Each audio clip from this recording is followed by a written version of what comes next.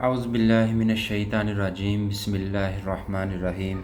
अस्सलाम वालेकुम व्यूअर्स, उम्मीद है कि आप खैरियत से होंगे। अच्छा, मैथ की एक्सरसाइज 1.3 हम करेंगे आज। इसका question number 1, the sum of three positive consecutive integers the sum of three positive consecutive integers is 42, find integers. मतलब इसमें जो मेन चीज़ें हाईलाइट करने वाली वो ये है कि एक तो ये थ्री पॉजिटिव कंसेक्यूटिव इंटीगर्स हैं, यानी थ्री इंटीगर्स हैं, और उनका अगर सम किया जाए यानी कि तीनों को ऐड किया जाए तो वो कितना बनता है, 42 बनता है। तो ये तीन चीज़ें हाईलाइट करने वाली हैं। तो मतलब तीन कंसेक्यूटिव इंटीगर्स हैं पॉजिटिव, और इनका अगर सम किया जाए तो वो 42 बनता है। तो तीनों नंबर यानी कि इन्होंने कहा तीनों नंबर फाइंड आउट करें। तो मैं बढ़ता हूँ इसके सॉल्यूशन की जानिब।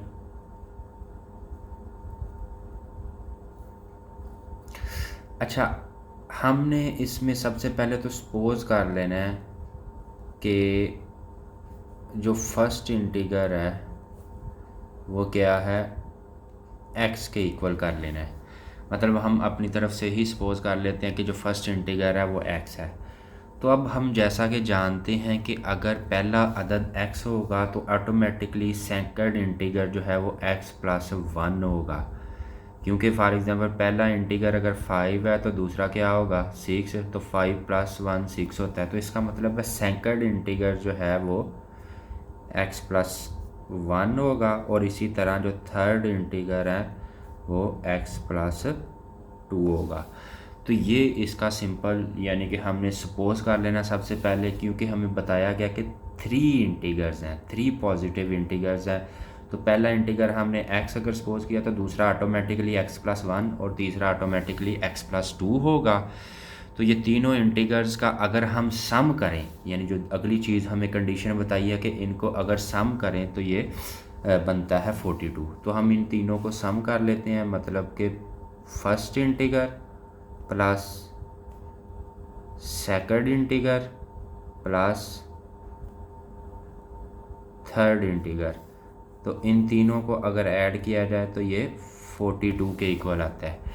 मतलब ये हमारा फर्स्ट इंटीगर है, ये हमारा सेकंड इंटीगर है, और ये हमारा थर्ड इंटीगर है। अगर तीनों को ऐड किया जाए, इनका सम किया जाए, तो ये बनता है 42 के इक्वल। अब हम इसको सॉल्यूशन की जानिब बढ़ते हैं। x प्लस ब्रैकेट खोल देंगे, x plus 1 as it is आ जाएगा, प्लस x प्लस 2 आ जाएगा। ये कितना आ गया 42 के इक्वल। अब जैसा कि हमें नज़र आ रहा है यहाँ पे 1 2 3x है, तो ये आ गया 3x, और जो सिंपल जो डिजिट्स हैं वो 2 प्लस 1, ये भी 3 हो गए, इज़ इक्वल आ जाएगा 42 के, यानी 3x प्लस 3 इज़ इक्वल 42। अब जैसा कि जनरल रूल है कि अगर कोई चीज़ इधर ऐड हो रही है तो बराबर से दूसरी तरफ जाके क्या होगी, माइनस होगी। तो हम इसको माइनस कर लेंगे। तो 3x इज़ इक्वल 42 में से 3 निकालेंगे तो 39 बच गया। अब जो वैल्यू यानी कि x के साथ वेरिएबल के साथ इधर मल्टीप्लाई हो रही है, दूसरी तरफ जाके ये डिवाइड हो जाएगी, यानी 39, और ये 3 उधर जाके डिवाइड हो गया, ओवर 3 आ गया। तो 39 को अगर 3 पे डिवाइड किया जाए तो ये 13 आ जाता है। तो हमारा जो x की वैल्यू है 13 आ गई। तो x जो है यानी कि फर्स्ट इंटीगर जो है वो 13 आ गया। सेकंड इंटीगर x प्लस 1 यानी कि 13 प्लस 1 इज़ इक्वल 14 आ गया, और थर्ड इंटीगर x क्या है 13 प्लस 2 इज़ इक्वल 15 आ जाएगा। तो ये हमारे तीनों इंटीगर्स जो हैं ये फाइंड आउट हो गए। ये इसका तरीकाकार था। ये क्वेश्चन नंबर 1 है। क्वेश्चन नंबर 2 की जानिब बढ़ते हैं। अब क्वेश्चन नंबर 2 में जो हमें वैल्यू गिवन है वो है the diagram shows right angle triangle ABC, length of AC is 3 plus 5 का 5 का स्क्वायर रूट का हो गया, और area of triangle A B C is equal 1 + 15 centimetre का square. Find the length of A B in the form of A into 3 का square root plus B into 5 का square root centimetre where A and B are integers. अच्छा, अब हम इसको समझने की कोशिश करते हैं कि असल में इसमें क्या बताया जा रहा है। तो बता रहे हैं कि जी डायाग्राम शोज राइट एंगल। पहली बात तो ये है कि ये राइट एंगल ट्रायंगल है A B C. Length of A C यानी कि इसकी जो देखें ये एक डायाग्राम बनी हुई है, इसकी 3 साइड्स हैं ए बी सी। अब वो कह रहे हैं कि लेंथ ऑफ ए सी यानी ये ए सी है, इसकी लेंथ क्या है 3 + 5 का स्क्वायर रूट। तो 3 का स्क्वायर रूट प्लस 5 का स्क्वायर रूट लिख दिया गया है। और area of triangle A B C, दूसरी चीज़ जो गिवन है, एक तो length of A C given है, वो क्या है 3 का स्क्वायर रूट प्लस 5 का स्क्वायर रूट। और सेकंड थिंग जो गिवन है वो है इसका area of triangle A B C, वो क्या गिवन है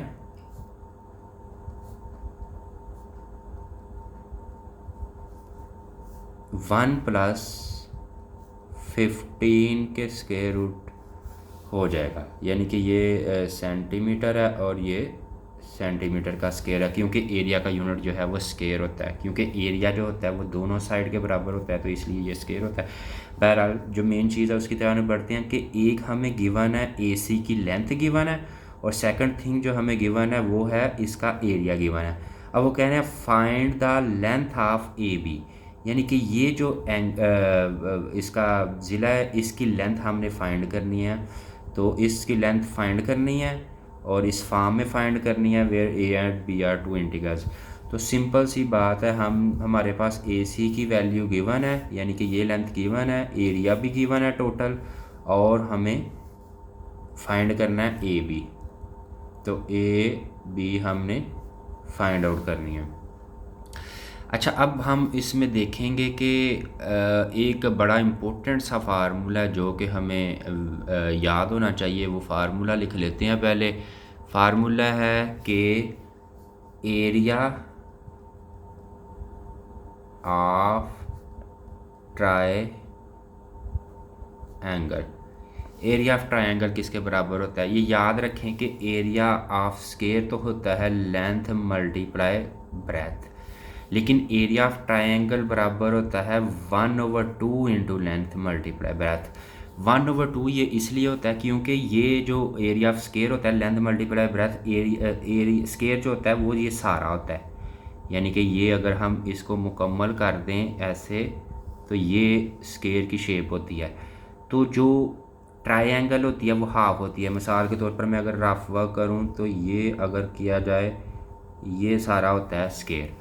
अब अगर ये सारा स्क्वायर होता है तो ट्रायंगल इसके अंदर दो आ जाती हैं, एक ये ट्रायंगल है एक ये ट्रायंगल है। तो दो ट्रायंगल है, इसलिए इसका मतलब है जो ट्रायंगल होती है वो स्क्वायर का हाफ होती है। तो इस वजह से ये formula 1/2 into length multiply breath के इक्वल होता है। तो ये हमने एरिया का जब फार्मूला लिख लिया, आगे बढ़ते हैं जी। हमें जो डाटा गिवन है अब उसको पुट करना शुरू कर देते हैं। तो एरिया ऑफ ट्रायंगल जो है वो हमें गिवन था 1 + 15 का स्क्वायर रूट, और सेकंड थिंग जो हमें गिवन है 1/2 का 1/2 आ गया। लेंथ हमने इसको काउंट कर लिया 3 का स्क्वायर रूट प्लस 5 का स्क्वायर रूट, तो इसकी जगह 3 का स्क्वायर रूट प्लस 5 का स्क्वायर रूट लिख देंगे। और जो ब्रेथ है यानी कि दूसरी साइड है ए बी जो कि हमने फाइंड आउट करनी है, हम उसको एज इट इज़ यहाँ पे लिख देंगे। यानी कि एरिया की जगह एरिया लगा दिया, 1/2 की जगह 1/2 लगा दिया, लेंथ की जगह लेंथ लगा दी यानी 3 का स्क्वायर रूट प्लस 5 का स्क्वायर रूट, और ब्रेथ की जगह ब्रेथ लगा देंगे जो कि हमने फाइंड आउट करनी है एंगल ए बी। अब हम आगे बढ़ते हैं। ये हमें सबसे पहले हम इसको शॉर्ट करने की कोशिश करेंगे, साथ साथ जैसा जैसे हो जाएगा, मतलब ये 2 इधर डिवाइड हो रहा है क्योंकि ये बटे में है, नीचे डिवाइड हो रहा है, तो दूसरी जानिब जाके ये मल्टीप्लाई हो जाएगा।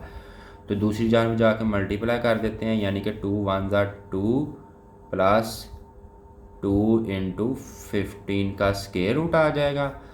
और अब दूसरी चीज़, ये देखें, ये हमने ये चीज़ याद रखें कि जिस चीज़ को हमने फाइंड आउट करना होता है उसके साथ वाली चीज़ों को दूसरी जानिब करते जाते हैं। मतलब कि हमने एंगल ए बी फाइंड करना है, इसका मतलब है इसके साथ अगर कोई ऐड होता तो दूसरी जानिब जाके माइनस कर देते, अगर माइनस होता दूसरी जानिब जाके ऐड कर देते, अगर डिवाइड हो रहा है तो हमने मल्टीप्लाई कर दिया। और अब ये देखें, ये मल्टीप्लाई हो रहा है तो इसको डिवाइड कर देंगे। आप इसको 2 स्टेप्स में भी कर सकते हैं बार बार, लेकिन मैं सिंगल स्टेप में इसको कर रहा हूँ। अब ये देखें, एंगल ए बी जो है इसके साथ 3 का स्क्वायर रूट प्लस 5 का स्क्वायर रूट मल्टीप्लाई हो रहा है, तो इधर जाके ये डिवाइड हो जाएगा, यानी 3 का स्क्वायर रूट प्लस 5 का स्क्वायर रूट इधर डिवाइड हो गया और उधर सिर्फ रह गया एंगल ए बी।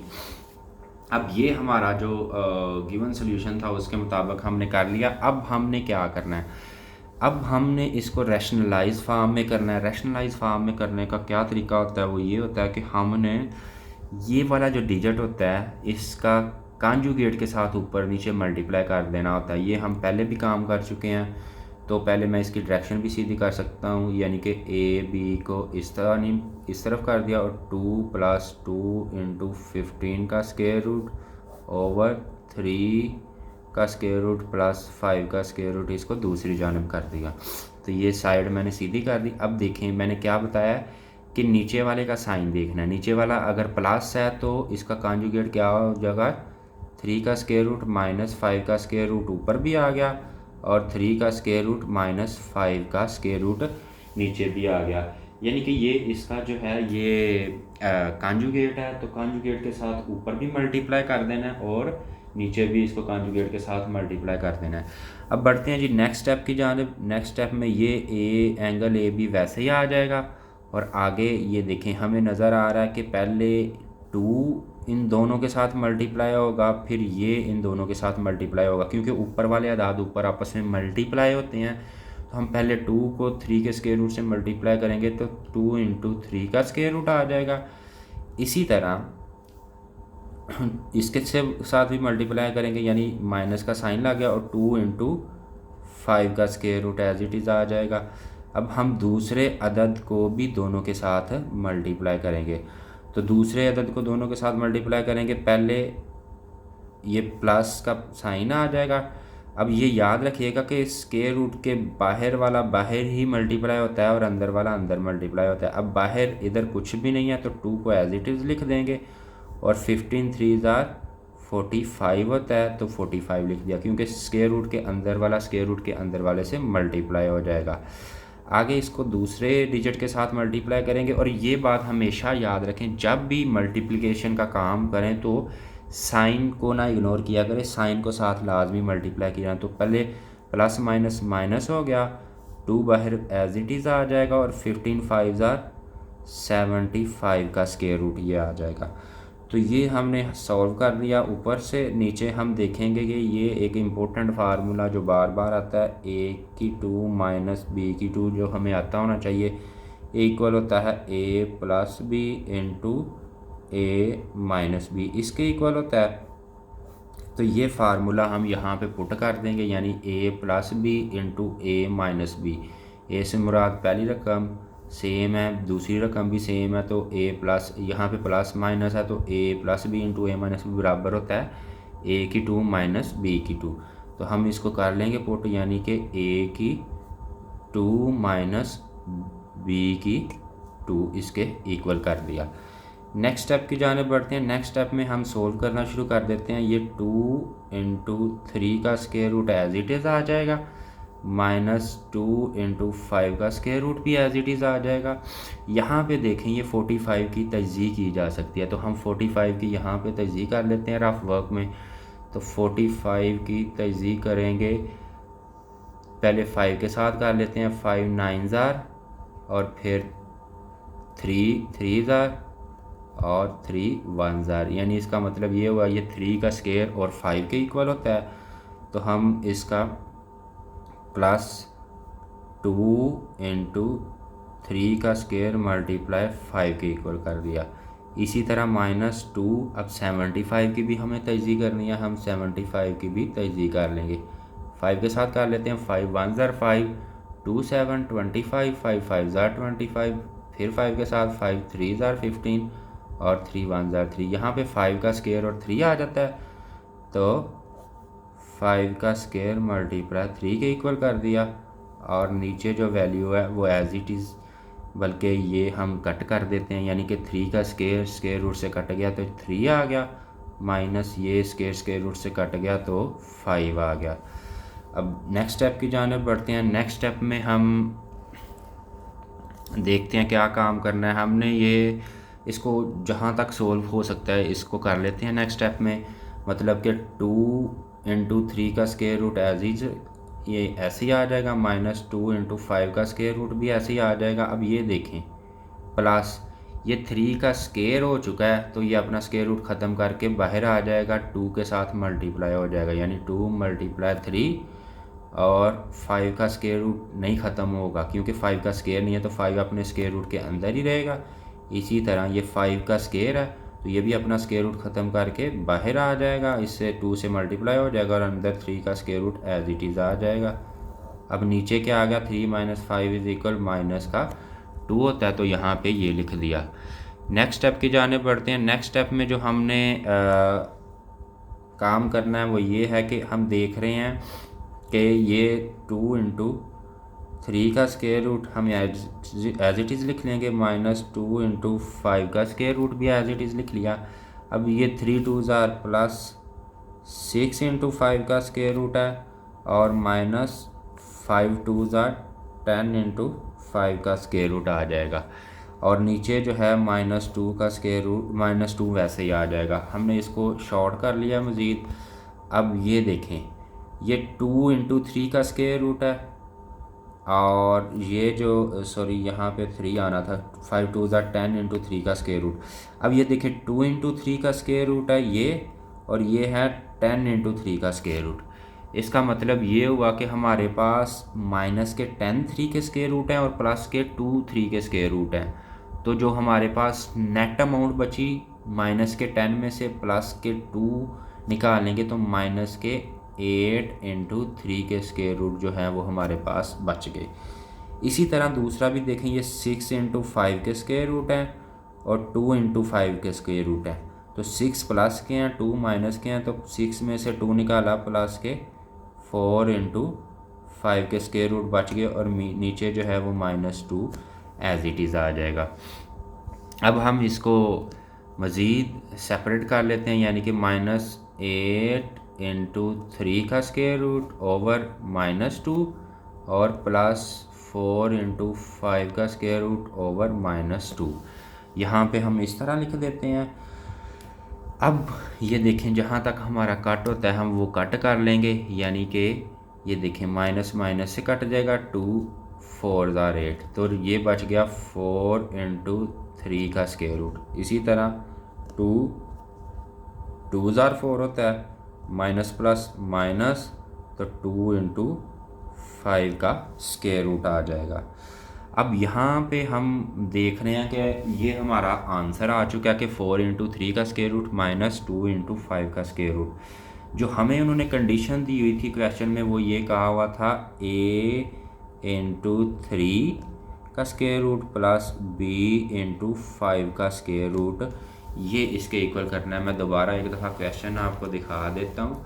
ये क्वेश्चन में हमें ये देखें, यहाँ पे वैल्यू में हमें बताया गया था कि ये a इंटू 3 का square root plus b into 5 के स्केयर रूट के इक्वल करना है।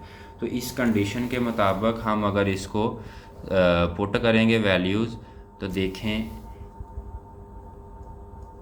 ये किसके बराबर है, 4 इंटू 3 का स्केयर रूट माइनस 2 इंटू 5 का स्केयर रूट। तो इसका मतलब है a जो है वो 4 के इक्वल है क्योंकि 3 का स्केयर रूट 3 के स्केयर रूट के इक्वल है। इसी तरह b जो है वो माइनस 2 के इक्वल है। तो a इज़ इक्वल 4 और b इज़ इक्वल माइनस का 2, ये हमारी वैल्यूज़ आ जाएंगी। तो ये व्यूअर्स क्वेश्चन नंबर 2 जो था वो हमारा कंप्लीट हो चुका है। आगे हम बढ़ेंगे क्वेश्चन नंबर 3 की जानिब। क्वेश्चन नंबर 3 जो है वो तकरीबन इसके साथ थोड़ा सा मिलता जुलता ही क्वेश्चन है, तो इसमें बल्कि इससे कंपैरेटिवली थोड़ा सा आसान क्वेश्चन है। तो इसमें जो हमें गिवन डाटा है उसकी जानिब बढ़ते हैं। गिवन डाटा कि a rectangle has sides of length 2 plus 18 का square root metre and 5 minus 4/2 का square root metre, express the area of the rectangle in the form of a plus B into 2 का square root where a and b are integers. अच्छा, इसमें जो different ये चीज़ है कि इसमें हमें उन्होंने दोनों साइड का बताया हुआ है, यानी कि एक रेक्टेंगल है, मैं यहाँ पे शो करवा देता हूँ। रेक्टेंगल की दोनों साइड्स बराबर नहीं होती, लंबाई और चौड़ाई आपस में बराबर नहीं होती, तो एक साइड जो है उसकी लेंथ जो है 5 माइनस 4 इंटू 2 का स्क्वायर रूट है और दूसरी साइड की length a plus B into 2 का स्क्वायर रूट है। तो इसका हमने फाइंड क्या करना है, ये देखें रेक्टेंगल है, साइड एक लेंथ ये है और सेकंड लेंथ ये है, एरिया हमने फाइंड करना है। तो एरिया जो होता है वो हमें पता है कि रेक्टेंगल का एरिया बराबर होता है लेंथ मल्टीप्लाई ब्रेथ। तो लेंथ जो है वो है 2 प्लस 18 का स्क्वायर रूट और मल्टीप्लाई ब्रेथ जो है वो है 5 माइनस 4/2 का स्क्वायर रूट। ये हमने वैल्यूज़ पुट कर दी, यानी लेंथ की जगह लेंथ लिख दी और ब्रेथ की जगह ब्रेथ हमने ऐड कर दी। अब हम इसके अगले स्टेप की जानिब बढ़ते हैं।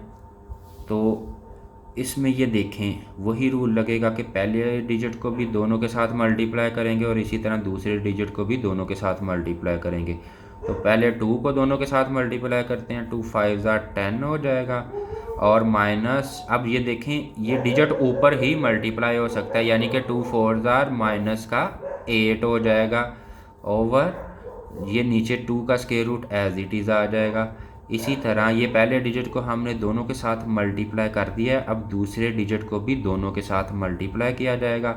तो 18 का स्क्वायर रूट 5 के साथ मल्टीप्लाई करेगा, लेकिन ये अंदर नहीं मल्टीप्लाई हो सकता, इसको बाहर ही लिखेंगे 5 इंटू 18 का स्क्वायर रूट। अब प्लस माइनस माइनस, क्योंकि मैंने पहले भी बताया हुआ है कि साइन को सबसे पहले मल्टीप्लाई किया जाता है जब भी मल्टीप्लाई करें, क्योंकि ये इग्नोर नहीं करना। तो प्लस माइनस माइनस, अब ये देखें 4 इंटू 18 का स्क्वायर रूट ओवर 2 का स्क्वायर रूट जो नीचे है वो एज इट इज़ आ जाएगा।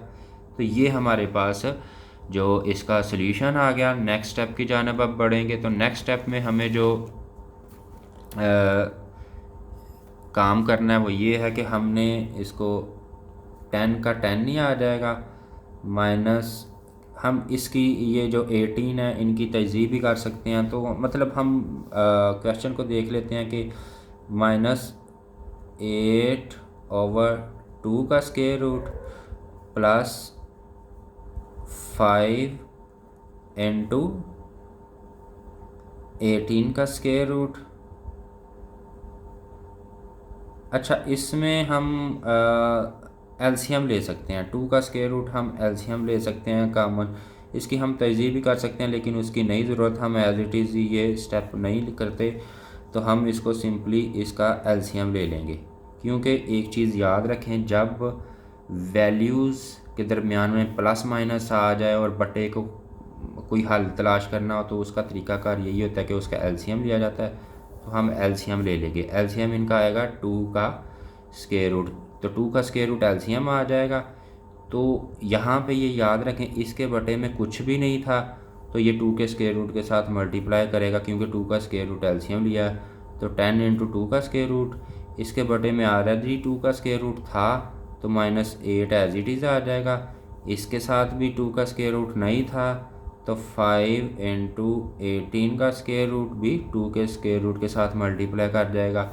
इसी तरह, और यहाँ पे देखें 2 का स्क्वायर रूट ऑलरेडी इसके बटे में था, तो ये किसी से नहीं मल्टीप्लाई करेगा, ऊपर वाला डिजिट भी एज इट इज जाएगा, यानी कि 4 इंटू 18 का स्क्वायर रूट। अब हम नेक्स्ट स्टेप की जानिब बढ़ते हैं। यहाँ पे देखें ये 10 इंटू 2 का स्क्वायर रूट आ जाएगा, -8 का 8 आ गया। अब ये +5 इंटू 18 2 36 का स्क्वायर रूट -4 इंटू 18 का स्क्वायर रूट। अब यहाँ पे हमें ये चीज़ नज़र आ रही है कि हम ये जो दो वैल्यूज़ हैं, क्योंकि ये तो पहले ही तजज़ीह शुदा, ये दो वैल्यूज़ तो इनका कुछ नहीं हो सकता, इन दो वैल्यूज़ की हम तजज़ीह कर सकते हैं, एलसीएम ले सकते हैं, ताकि जो है ये जितने फैक्टर्स निकाल के जो जज़र से बाहर अदद आ सकता है वो आ जाए। तो हम 36 की तर्जीह कर लेते हैं। 36 की तर्जीह करेंगे, 2 18 ज़ार, 2 9 ज़ार, 3 3 ज़ार और 3 1 ज़ार। इसका मतलब ये है 3 का स्केयर और 2 का स्केयर, और सिंपल भी हमें ये नज़र आ रहा है। ये 36 जो होता है ये 6 का स्केयर होता है, यानी 10 इंटू 2 का स्केयर रूट माइनस 8 भी एज इट इज़ आ जाएगा, प्लस 5 इंटू 6 के स्केयर का स्केयर रूट। 36 6 का स्केयर होता है, और 18 जो है इसकी तर्जीह हमने यहाँ पे की हुई है, मैं दोबारा कर देता हूँ। 18 की तर्जीह क्या होगी, 2 के साथ करेंगे, 2 9 ज़ार 18, 3 3 ज़ार 9 और 3 1 ज़ार 3, यानी कि ये 3 का स्केयर और 2 के इक्वल आता है। 4 इंटू 3 का स्केयर मल्टीप्लाई 2 के इक्वल कर दिया इसको। नेक्स्ट स्टेप की जानिब बढ़ते हैं। नेक्स्ट स्टेप में हमने 10 इंटू 2 का square root as it is लिख लिया, माइनस 8 का भी 8 ही लिख लिया। अब ये देखें, ये 6 का स्केयर रूट है, अपना स्केयर ख़त्म करके ये बाहर आ जाएगा, यानी 5 मल्टीप्लाई 6 आ जाएगा, क्योंकि इसने अपना स्केयर रूट ख़त्म कर लिया। इसी तरह 4, ये 3 ने भी अपना स्केयर ख़त्म कर लिया, तो 3 बाहर आ जाएगा और 2 का स्केयर रूट अंदर एज इट इज़ आ जाएगा। नेक्स्ट स्टेप की जानिब बढ़ते हैं। नेक्स्ट स्टेप में हमने अब क्या करना है कि जितना इसको शार्ट कर सकते हैं इसको कर लेते हैं। तो ये देखें जी, 10 इंटू 2 का स्केयर रूट जो है इसको एज इट इज़ ही लिख लेते हैं। 10 इंटू 2 का स्केयर रूट माइनस 8 भी वैसे ही लिख लिया, प्लस 6 5 ज़ार 30 हो जाएगा, और माइनस 4 3 ज़ार ये 12 इंटू 2 का स्केयर रूट आ जाएगा। तो यहाँ पे एक हम गलती कर चुके हैं, ये सारे के बटे में 2 आता था, 2 का स्केयर रूट हम छोड़ गए हैं। तो मैं यहाँ पे 2 का स्केयर रूट लिख देता हूँ कि सारे के बटे में 2 का स्केयर रूट आना है। तो यहाँ पे 2 का स्केयर रूट जो है हम लिख लेते हैं, जो कि हमारा नीचे आना था। तो अब क्योंकि ये मैं दोबारा शो कर देता हूँ, ये देखें हमने यहाँ पे ये 2 का स्केयर रूट जो था इसको आगे नहीं लिखा, तो मैं अब सारे के बटे में 2 का स्केयर रूट ऐड कर चुका हूँ। कोई इसमें जो है कन्फ्यूजन अब ख़त्म हो चुकी है। अब हम इसको नेक्स्ट स्टेप की जानिब बढ़ते हैं।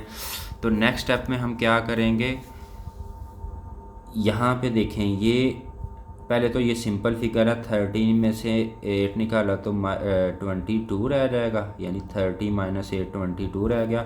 और यहाँ पे देखें, ये 2 के स्केयर रूट माइनस के 12 हैं और प्लस के 10 है, यानी प्लस के 10 इंटू 2 का स्केयर रूट है, माइनस के 12 इंटू 2 का स्केयर रूट है। तो माइनस के बड़े हैं इसलिए माइनस का साइन लग जाएगा, और 12 में से 10 निकाला, 2 इंटू 2 के स्केयर रूट रह गए, और नीचे जो है ये 2 का square root as it is आ जाएगा। अब नेक्स्ट स्टेप की जानिब बढ़ते हैं। हम इनको सेपरेट कर लेंगे, यानी 22 ओवर 2 का स्केयर रूट माइनस 2 इंटू 2 का स्केयर रूट ओवर 2 का स्केयर रूट हो जाएगा। तो अब हमने इसको रैशनलाइज फार्म में कर लेना है इसको भी।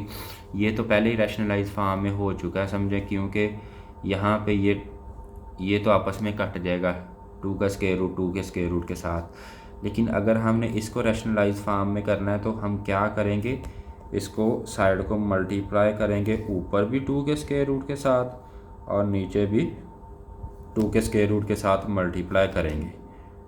तो अब ऊपर नीचे करने से हमारा इफ़ेक्ट जो है वो बराबर हो जाएगा। अब ऊपर क्या होगा, ऊपर जो है ये समझ लें, ये साइड पे तो -2 ही रह जाएगा ना। ऊपर जो है 22 इंटू 2 का स्केयर रूट रह गया, यानी 22 इंटू 2 का स्केयर रूट रह गया, नीचे 2 के स्केयर रूट का स्केयर हो जाएगा। और ये काम जो है ये 2 के स्केयर रूट के साथ ऊपर और नीचे मल्टीप्लाई करने का मकसद भी यही था कि हमारे पास 2 का स्केयर रूट ऑलरेडी है और 2 का स्केयर रूट एक और हमने ऐड कर लिया, तो 2 के 2 स्केयर रूट हो गए, यानी 2 के स्केयर रूट का स्केयर हो जाएगा। तो ये स्केयर अपनी ये देखिए ख़त्म कर जाएगा, तो स्केयर रूट से ख़त्म हो जाएगा।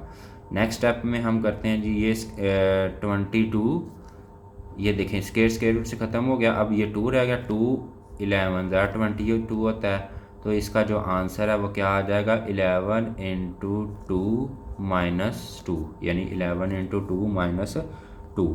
तो ये हमें जो वैल्यू गिवन है, और दूसरे अगर हमने सीधे फॉर्म में लिखें तो -2 प्लस 11, यानी कि -2 इधर आ गया और प्लस 11 इंटू टू का स्क्वायर रूट, ये हमारा जो है ये आंसर आ जाएगा। अब हम जो हमें कंडीशन गिवन है उसके मुताबिक ए और बी की वैल्यू भी फाइंड कर सकते हैं। जो कंडीशन है वो देख लें, वो कहा हुआ था कि ए प्लस बी इंटू टू का स्क्वायर रूट। तो हम ए प्लस बी इंटू टू का स्क्वायर रूट में अगर इसको पुट करें तो ए प्लस बी इंटू टू का स्क्वायर रूट, इसका मतलब ये हुआ इज इक्वल है -2 प्लस 11 इंटू टू का स्क्वायर रूट। तो ए इज़ इक्वल -2 और b इज़ इक्वल 11 आ जाएगा। जिस तरह हमने सेकंड क्वेश्चन में इनको आपस में कंपेयर किया था, तो इस क्वेश्चन में भी हम इनको आपस में कंपेयर कर लेंगे। तो व्यूअर्स, ये हमारा क्वेश्चन नंबर 3 था जो कि हमारा कंप्लीट हो चुका है। ये दोनों क्वेश्चन थोड़े से कॉम्प्लिकेटेड थे, तो इस वजह से इनके ऊपर ज़्यादा फोकस की ज़रूरत है। तो उम्मीद है आपको इनकी समझ आ गई होगी। आगे हम बढ़ते हैं क्वेश्चन नंबर 4 की जानिब। क्वेश्चन नंबर 4 में जो वैल्यू गिवन है वो हमें गिवन है कि find two numbers whose sum is 68 and different is 22।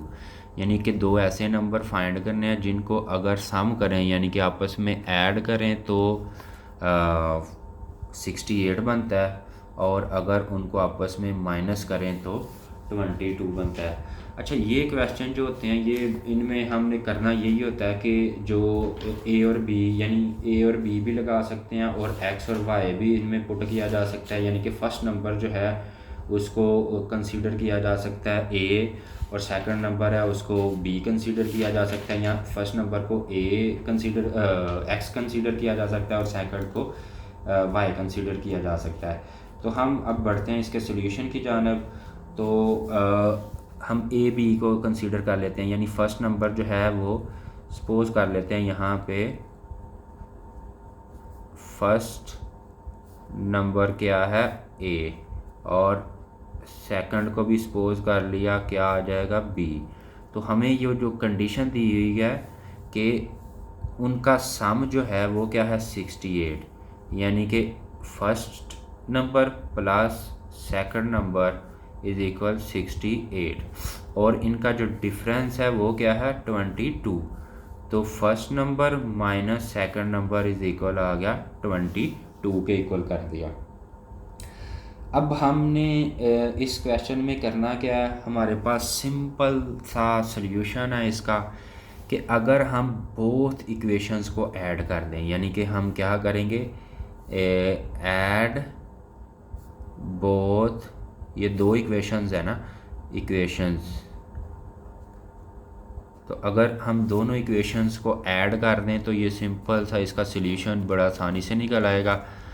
तो ए प्लस बी इज़ इक्वल 68 और ए माइनस बी इज़ इक्वल 22, जो कि हमारी कंडीशन थी उसी के मुताबिक।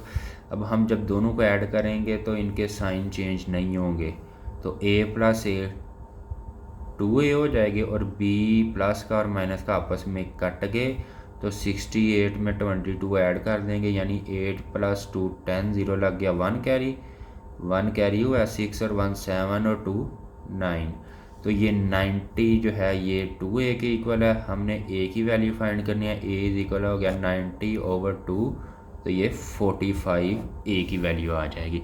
तो बिल्कुल सिंपली हमने ये a की वैल्यू निकाल लिया है। अब b की वैल्यू जो है वो ऑटोमेटिकली बड़ी आसानी से हम निकाल सकते हैं। ये इक्वेशन है और ये इक्वेशन है, किसी भी इक्वेशन में हम a की वैल्यू पुट कर दें तो b की वैल्यू निकल आती है। सपोज़ हम a plus b is equal 68 था जो कि हमें गिवन इक्वेशन थी। अब हम a की जो वैल्यू हमारी आई है 45 वो पुट कर देंगे, यानी 45 प्लस b इज़ इक्वल 68 है, तो b इज़ इक्वल 68 है, तो ये 45 इधर प्लस हो रहा है, उधर जाके ये माइनस हो जाएगा। तो b इज़ इक्वल आ गया 8 में से 5 निकाला 3 और 6 में से 4 निकाला 2, तो ये बी की वैल्यू क्या आ जाएगी 23। तो सिंपल ये हमारा सल्यूशन था, बड़ा आसान सा क्वेश्चन था। इसकी हमें पड़ताल का कहा तो नहीं गया, लेकिन हम इसकी पड़ताल भी कर सकते हैं। वो कैसे की जा सकती है कि हम देखेंगे कि हमारे पास ए की वैल्यू जो है, बी की वैल्यू 23 आई है, ए की वैल्यू 45 आई है। तो हम इन दोनों को ऐड करें, जो कि हमें कहा गया है कि a प्लस बी 68 के इक्वल है। तो अगर हम इन दोनों को ऐड करें तो 68 आता है, यानी a plus B is equal 68 आ रहा है। तो a की वैल्यू है 45 और b की वैल्यू है 23 इज़ इक्वल 68। तो हम ये नज़र आ रहा है 538 और 4 और 2 4 और 2 6 हो जाएगा। तो 68 के इक्वल आ रहा है। इसका मतलब है ये क्वेश्चन हमारा ठीक है। तो ये व्यूअर्स इसका बिल्कुल ये क्वेश्चन कंपैरेटिवली जो सेकंड और थर्ड क्वेश्चन था उससे आसान था। आगे बढ़ते हैं जी क्वेश्चन नंबर 5 की जानब। क्वेश्चन नंबर 5 में जो हमें गिवन डाटा है वो the weather is in Lahore was unusually warm in summer, यानी कि जो गर्मियों में लाहौर का जो मौसम था वो मतलब कि बहुत ज़्यादा गर्म था और इसका टेम्परेचर है वो 48 डिग्री सेल्सियस तक चला गया। यानी कि 48 डिग्री सेल्सियस लाहौर का टेम्परेचर था 2024 में। अब वो कह रहे हैं कि ये एक फार्मूला है F is equal 9/5C plus 32। इस फार्मूले को यूज़ करके आपने फ़ारेनहाइट में टेम्परेचर बताना, जो कि हमें सेल्सियस में बताया गया है। तो एक चीज़ जो यहाँ पे हमें याद रखने वाली है वो ये है कि ये फार्मूला हमें वैसे भी याद होना चाहिए, क्योंकि ये फार्मूला बड़ा इम्पोर्टेंट फार्मूला है। सेल्सियस को फ़ारेनहाइट में कन्वर्ट करने का फार्मूला है। तो हम लिख लेते हैं जी टेम्परेचर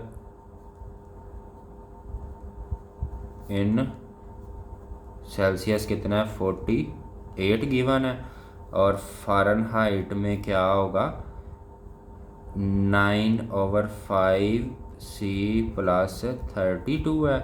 तो फ़ारेनहाइट इज इक्वल आ गया 9/5 C की जगह C की वैल्यू लगा देंगे। C की वैल्यू हमें 48 गिवन है प्लस 32 आ जाएगा। तो फ़ारेनहाइट, अब ये हम कैलकुलेटर के ज़रिए से इसकी कैलकुलेशन करेंगे, यानी कि 48 को 9 से मल्टीप्लाई करेंगे और 5 पे डिवाइड कर देंगे। तो ये 86.4 आता है। कैलकुलेटर से आप करके देख सकते हैं, प्लस 32 एज इट इज़ आ जाएगा। तो F की वैल्यू जो है वो 118, यानी इन दोनों को ऐड करेंगे तो 118.4 डिग्री फ़ारेनहाइट जो है इसका टेम्परेचर आ गया। तो ये बिल्कुल सिंपल और सादा सा क्वेश्चन था। क्वेश्चन नंबर 5 जो है हमारा कंप्लीट हो गया। आगे हम बढ़ेंगे क्वेश्चन नंबर 6 की जानब। क्वेश्चन नंबर 6 जो है उसमें जो गिवन डाटा वो ये है कि हमें the sum of the age of father and son is 72 year, यानी कि बाप और बेटे की उम्र का जो मजमू है, सम है, वो 72 ईयर है। उन दोनों का सम जो है 72 ईयर है। और 6 ईयर अगो, यानी 6 साल पहले, फादर एज वाज 2 टाइम, यानी कि बाप की जो उम्र थी वो 2 टाइम थी द एज ऑफ सन, यानी कि बेटे की उम्र से। What was age of a son 6 year ago, यानी 6 साल पहले बेटे की उम्र क्या थी। तो बड़ी ध्यान से ये समझने वाली चीज़ है। सबसे पहले तो हम सपोज कर लेते हैं कि जी सपोज एज ऑफ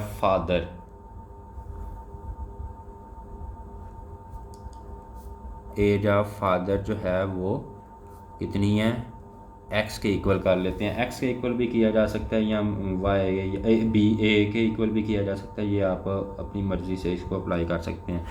यानी कि चले मैं कहता हूँ कि यहाँ पे ए अप्लाई कर लेते हैं, क्योंकि वेरिएबल है, किसी भी की वैल्यू दी जा सकती है। तो एज ऑफ फादर जो है वो ए के इक्वल कर दी, और एज ऑफ सन जो है वो हम फिर इक्वल कर देंगे बी के।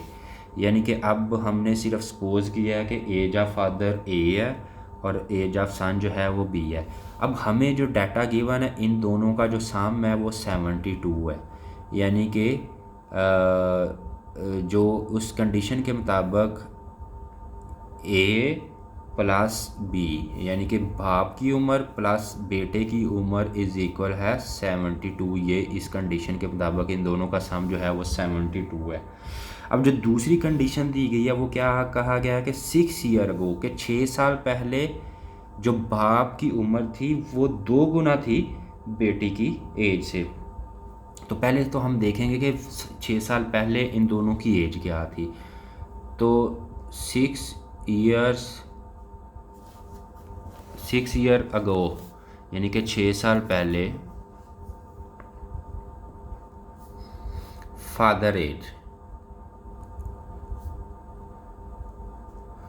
अभी क्योंकि फादर की एज जो है वो ए है तो इसका मतलब है 6 साल पहले ए माइनस 6 होगी, क्योंकि 6 साल पहले ए में से, क्योंकि अभी ए है तो 6 साल पहले ए माइनस 6 होगी। इसी तरह सन एज क्या होगी, ज़ाहिर बात है अगर सन की एज अगर अभी बी है तो 6 साल पहले बी में से 6 निकाल दें उतनी होगी, अगर जो भी है यानी कि इसकी वैल्यू उसमें से 6 निकाल दे उतनी होगी। अब हमें जो क्वेश्चन में कंडीशन दी गई थी वो ये थी कि 6 साल पहले जो फादर की एज है वो बेटे की एज से 2 गुना थी। मैं दोबारा यहाँ पे बता देता हूँ कि 6 year ago father age was 2 time the age of son. तो इस कंडीशन के मुताबिक यानी कि इसका मतलब ये हुआ कि अगर हम a माइनस 6 यानी कि a माइनस 6 जो 6 साल पहले फादर की एज थी वो किसके बराबर थी 2 इंटू बी माइनस 6 के, यानी कंडीशन के मुताबिक 6 साल पहले हमने निकाल दिया फादर की एज ये थी और सन की एज ये थी। तो इसका मतलब है 6 साल पहले जो ऊपर क्वेश्चन में कंडीशन दी गई है वो फादर की एज जो है यानी ये फादर की age was 2 time the age of a son. तो ये हमने कंडीशन यहाँ पे अप्लाई कर दी। अब हम इसको सोल्यूशन की जानिब बढ़ते हैं। ये चीज़ मेन समझने वाली थी, हमने समझ ली। तो a माइनस 6 इज़ इक्वल 2 को b से मल्टीप्लाई किया 2b और माइनस 2 6 12 हो जाएगा। अब यहाँ पे मज़ीद आगे बढ़ते हैं। अब करेंगे क्या कि ए बी वाले एक साइड पे कर लेते हैं वेरिएबल, यानी 2b इधर प्लस का इधर जाके माइनस का 2b हो जाएगा और माइनस का 12 है और 6 उधर जाके प्लस का 6 हो जाएगा क्योंकि इस तरफ माइनस का 6 था।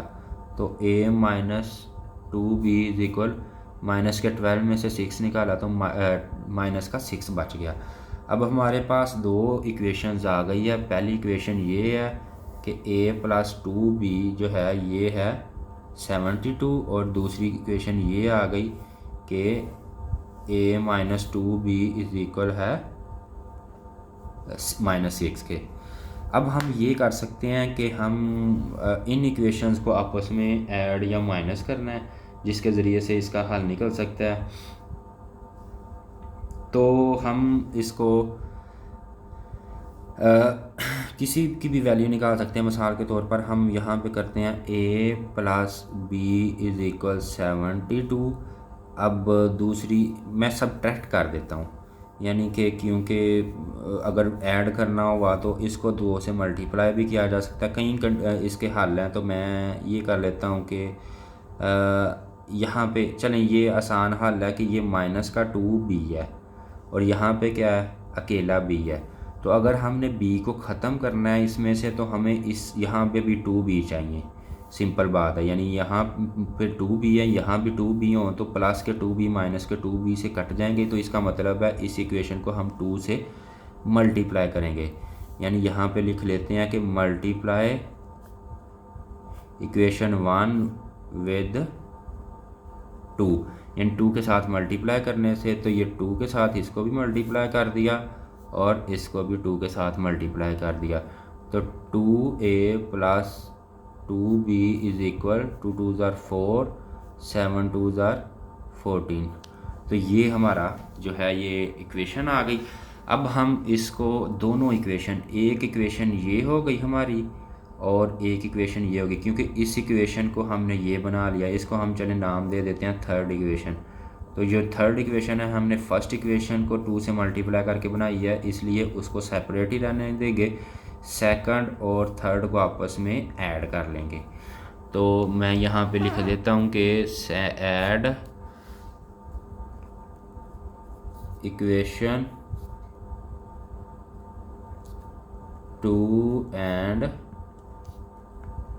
3, यानी कि ये दोनों इक्वेशन को ऐड करेंगे तो इक्वेशन नंबर 2 है a minus 2b is equal है माइनस का 6, और थर्ड इक्वेशन है 2a जो ये आई है प्लस 2b इज इक्वल 144।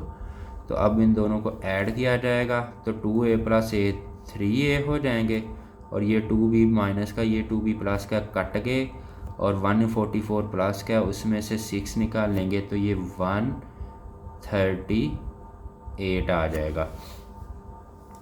अब ये 3a की वैल्यू 138 है, तो अब हम क्या करेंगे कि a की वैल्यू फाइंड कर लेंगे। तो a इज इक्वल आ गया 138, ये 3 इधर मल्टीप्लाई हो रहा है, इधर आके डिवाइड हो जाएगा। 3 4 ज़ार 12, 113 18 आ गया, 3 6 ज़ार 18। तो 46 ईयर जो है ये एज आ गई है, जो कि a की आई है, यानी कि फादर की एज आई है।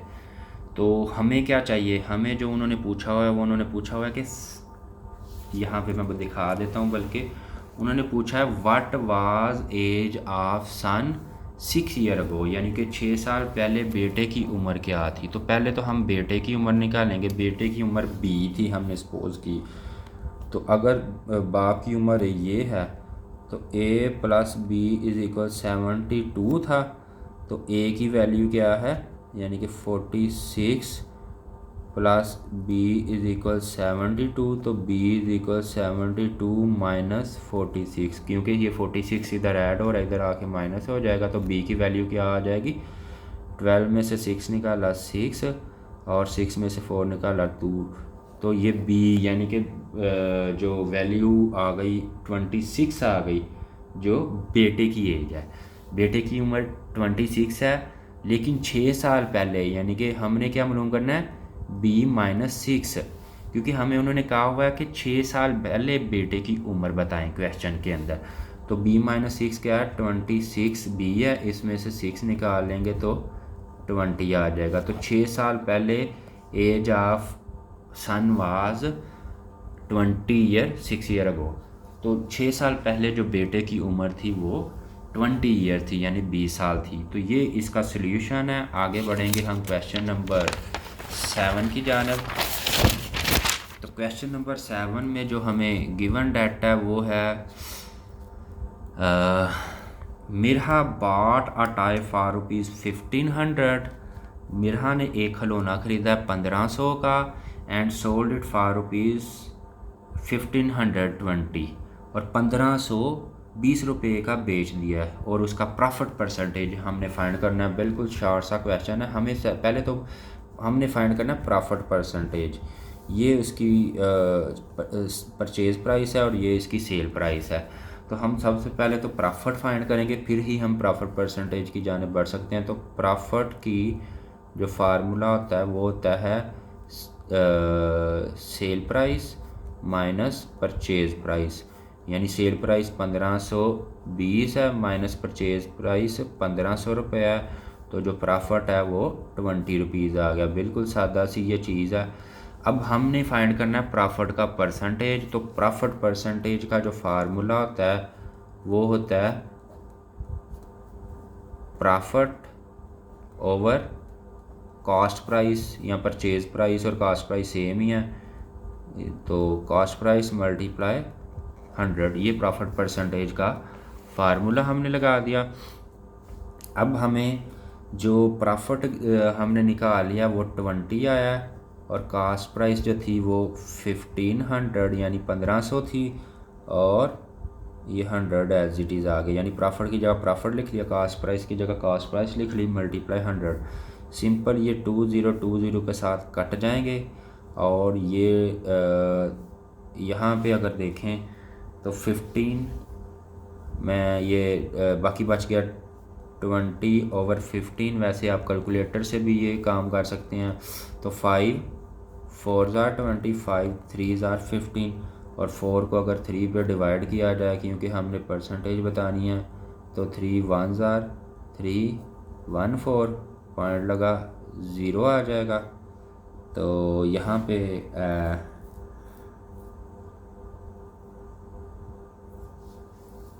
3 ज़ार 9 1 10, और ये इसी तरह 3 ज़ार 9, ये इसी तरह चलता जाएगा। तो 1.33%, ये इसकी जो है प्रॉफिट परसेंटेज आ गई है। तो ये व्यूअर्स क्वेश्चन नंबर जो हमारा 7 था वो भी यहाँ पे हमने हल कर लिया है। बिल्कुल सिंपल सा ये क्वेश्चन था और आसान सा क्वेश्चन था। उम्मीद है आपको समझ आ गई होगी।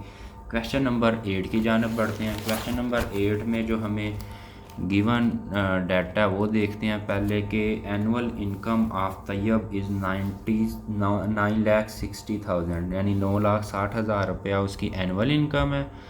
और वाइल एग्जाम्प्ट अमाउंट, अब यहाँ पे ये चीज़ देखने वाली है कि एग्जाम्प्ट अमाउंट असल में होती क्या है।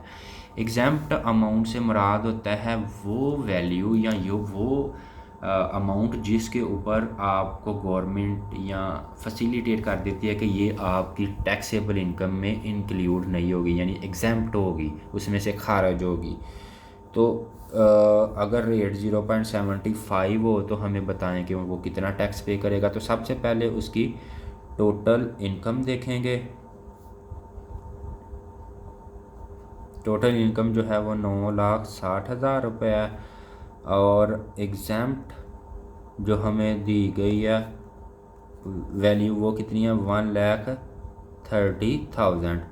तो रिमेनिंग जो टैक्सेबल इनकम है वो 9,60,000 माइनस 1,30,000 जो कि हमारी अमाउंट हो जाएगी टैक्सेबल। अब इसमें से अगर ये निकाल दिया तो ये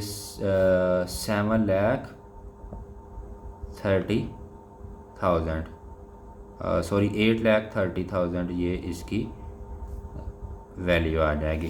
तो ये बिल्कुल सिंपल सा काम था जो हमने किया कि हमने जो टोटल अमाउंट थी 9,60,000 रुपया, उसमें से एग्जाम्प्ट अमाउंट को निकाल दिया जो कि हमें जिसके ऊपर हमें टैक्स नहीं पे करना पड़ेगा, उसको हमने निकाल दिया। तो बकाया अमाउंट जो है वो 8,30,000 रहेगी जिसके ऊपर अब टैक्स अदा करना है। और टैक्स अदा करने का रेट जो है वो 0.75 है। तो ये रेट हम लगा देते हैं अब इसके ऊपर, यानी कि टैक्स अमाउंट क्या होगी 8,30,000 के ऊपर हमने लगाना है मल्टीप्लाई रेट क्या 0.75/100 के साथ। तो इसको हम सिंपल कैलकुलेटर से भी कर सकते हैं, पॉइंट को ख़त्म करके भी कर सकते हैं, तो जैसे मर्ज़ी करें। ये बिल्कुल सिंपल सा काम है। आप 8,30,000 को मल्टीप्लाई करेंगे 0.75 से और डिवाइड करेंगे 100 के साथ कैलकुलेटर पे, तो ये आ जाएगा 6225 के इक्वल आ जाएगा। तो ये हमें टैक्स की अमाउंट है जो कि हमने पे करनी है टैक्स की मद में। तो ये बिल्कुल सिंपल सा ये भी क्वेश्चन था। बढ़ेंगे आगे क्वेश्चन नंबर 9 की जानिब जो कि इस एक्सरसाइज का लास्ट क्वेश्चन है। इसमें जो हमने काम करना है वो एक find compound markup on ₹3,75,000 for 1 year, यानी 3,75,000 रुपये के ऊपर हमने मार्कअप मालूम करना है 1 साल के लिए। और उसका जो रेट है वो क्या है 40%, यानी ये 3,75,000 के ऊपर हमने टैक्स अमाउंट निकालना है, मार्कअप निकालना है, और उसका रेट क्या है 14%। तो ये बिल्कुल सिंपल सा क्वेश्चन है, कंपाउंड मार्कअप निकालना है। अच्छा, इसमें अगर कंपाउंड और सिंपल मार्कअप में फ़र्क क्या होता है ये याद रखें कि सिंपल मार्कअप होता है कि आपने हर साल फॉर एग्ज़ाम्पल 1 साल के लिए आपको कहा 10 साल के लिए भी कहा गया है, तो आपने क्या करना होता है सिंपल मार्कअप में आपने जो भी रेट दिया होता है उसको टाइम के साथ यानी कि 10 साल के साथ मल्टीप्लाई कर देते हैं। लेकिन जो कंपाउंड मार्कअप होता है उसमें ये फ़र्क होता है कि आपने हर साल पिछला प्रॉफिट ऐड करके उसके साथ उसका मतलब कि मल्टीप्लाई करके आपने उसका मार्कअप निकालना होता है। तो अगर आपको समझ आ गई है तो ठीक है, अगर नहीं आई तो वो आपके मसला नहीं है, आप ये इस क्वेश्चन की तरफ महदूद रहें। तो ये क्या है, अमाउंट कितनी गिवन है, 3,75,000 और रेट क्या है 14% और टाइम कितना है 1 ईयर। ये 3 चीज़ें हमें गिवन है, ठीक है। तो सिंपल सा फार्मूला है, बड़ा इम्पोर्टेंट और बड़ा बेसिक सा फार्मूला जो कि हम यहाँ पे लगा देंगे कि मार्कअप या प्रॉफिट का फार्मूला क्या होता है, वो होता है principal multiply rate multiply time. तो हम ये फार्मूला लगा देंगे, प्रिंसिपल यानी कि 3,75,000, रेट क्या है 14% यानी 14/100 और टाइम कितना है 1 ईयर है तो 1 ही लिख देंगे। तो ये क्वेश्चन है, बिल्कुल सिंपल सा है।